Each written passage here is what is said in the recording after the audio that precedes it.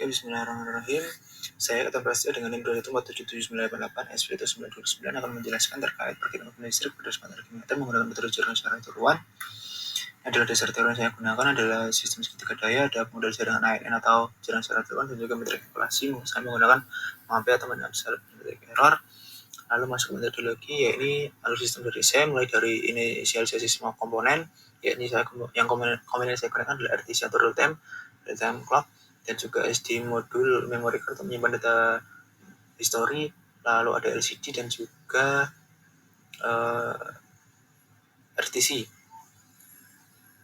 Semua diinisialisasi. Selanjutnya melakukan setup Firebase untuk menyimpan hasil real-time database dan juga fitur hosting yang dikirim ke website monitoring.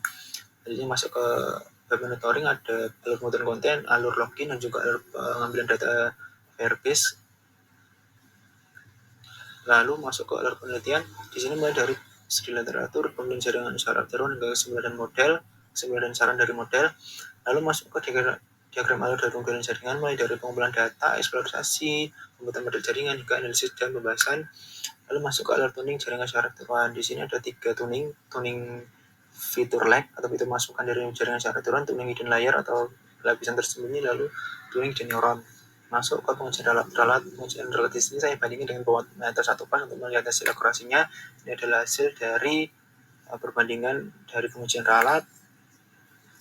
Masuk ke hasil perancangan dari smart energy meter. Ini adalah hasil perancangannya dari komponen-komponen yang saya jelaskan. Lalu masuk ke pengaplikasian pada panel box untuk melakukan pengambilan data. Masuk ke fitur dari web monitoring, ada fitur real time card, lalu ada fitur grafik atau chart, ada fitur tabel untuk menangkap histori data. Masuk ke hasil pengumpulan beban yang saya kumpulkan selama 3 minggu untuk sampai kapas mulai dari fase R, S, dan T. Masuk ke hasil varian ini untuk menangkap pola beban puncak dari hasil pengumpulan data. Lalu masuk ke autokorelasi untuk menangkap pola-pola lag atau data history sebelumnya yang memiliki pengaruh signifikan terhadap model. Masuk hasil pemisahan data dan pelatihan dan pengujian. Lalu ini adalah masuk ke tuning lag fitur. Lag pendek merupakan lag yang sangat performa yang baik. Lalu masuk ke tuning hidden layer dengan jumlah lapisan 3 lapisan memiliki performa yang terbaik. Lalu masuk ke tuning hidden neuron dengan nilai 64 untuk layer pertama, 64 untuk layer kedua, dan 128 untuk layer ketiga. Ini adalah dokumentasinya, hasil dari perencanaan saya buat. Di sini ada fitur tabel, dan juga ada fitur grafik, dan juga fitur card real-time dari sistem. Terima kasih, sekian dari saya. Assalamualaikum warahmatullahi wabarakatuh.